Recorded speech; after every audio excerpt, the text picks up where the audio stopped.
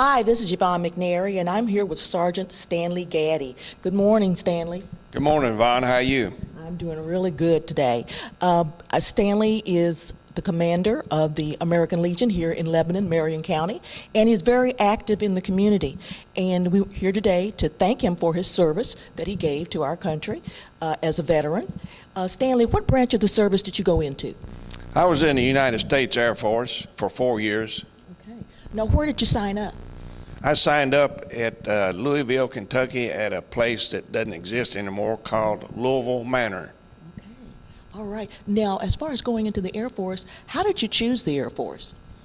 Well, I chose the Air Force. I looked at all the branches of service, and I wanted to get into kind of a technical field where if I elected to get out of the military, I'd have something I could use on the civilian side of the life, and I chose Air Force because that's what I found. I managed to get into fields that I could use on the outside.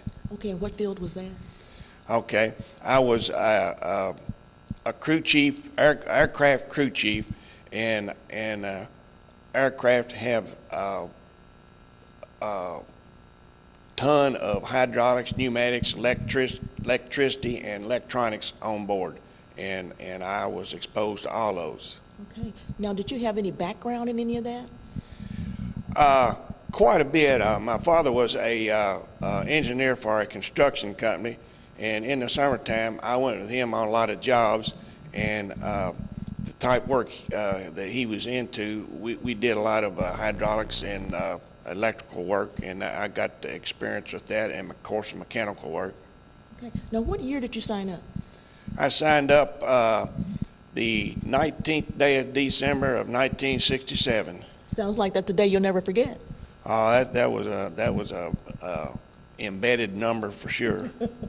Now, listen, leaving home for the first time, was this the first time leaving home? Yeah, I did, Chattanooga trip and places like that a couple times, but as far as extended trip, yes, that was my first time from home. Okay. Now, how did your parents or your family feel about you leaving? Well, they were naturally concerned about going into the military, but it wasn't too bad for them until I went overseas. And when you went overseas, you went to Vietnam, is that correct? Right. I went to Vietnam. I spent a year over there and come back for a few months and then went back for another tour, 2 years total. Okay. And you were able to use your expertise there during the war? Yes, ma'am.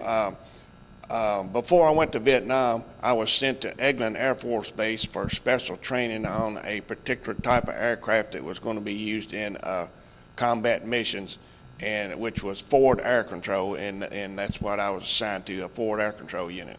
Okay. Now, when you got out of the military service, were you able to use that experience that you had in order to get another job? Yes, I interviewed for a job, and they were looking for somebody that was good mechanically, had a fair understanding of electricity and hydraulics and pneumatics, in which the aircraft, some of the larger aircraft I worked on, they had systems on top of systems of that, so I was pretty well what they were looking for. Okay. Now, I know you did a little traveling too in your 4 years in the military. Tell us about that. Well, statewide, while I was in the military, I drove through practically every state. And when I went overseas, well, the first country I went to was Canada, of course. I was stationed 55 miles from the Canadian border.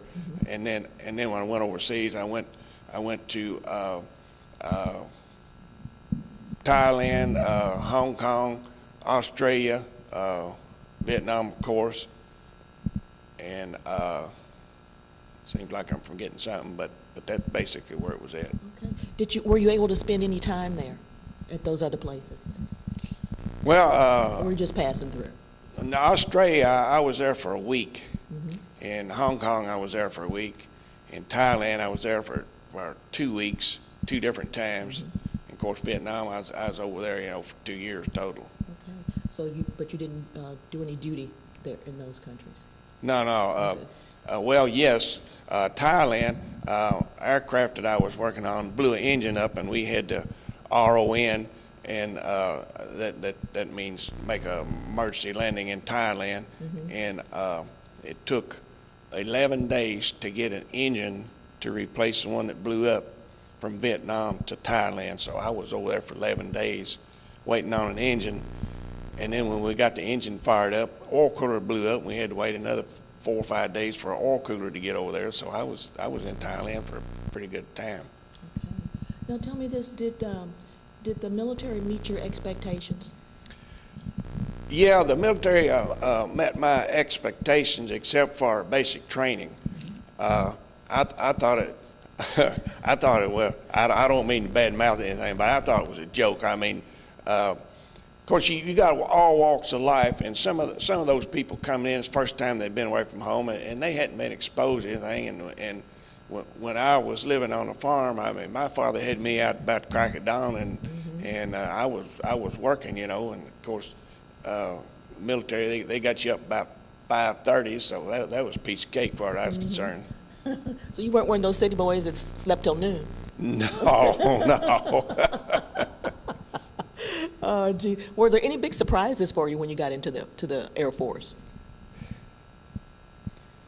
No, I can't say there was any big surprises. It's pretty much what I expected it to be. Okay, that was pretty much as expected. Yeah. Well, listen, thank you for talking to me today and sharing your experience with the military, and we want to thank you for your service to our country. Okay, thank you, Yvonne. Anytime you need to talk, come back. I certainly will. This has been Yvonne McNary.